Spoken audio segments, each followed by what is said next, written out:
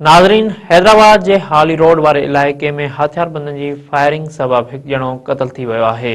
वधीक तफ़सील मालूम कयूं था मेहरान टीवी जे रिपोर्टर अब्दुल रसूल चांडियो खां। जी अब्दुल रसूल चांडियो, वधीक तफ़सीलनि खां आगाह कजो।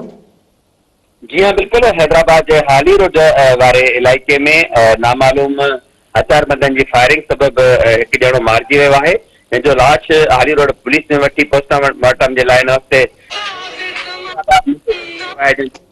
सुञाणप जेका आहे उहा वहीद शाह तौर ते थी आहे। हिन महिल असांजी ॻाल्हि ॿोल थी आहे SHO हाली रोड सां। हुनजो चवणु आहे त वाक़ियो पुराणी दुश्मनी सबब पेश आयो आहे।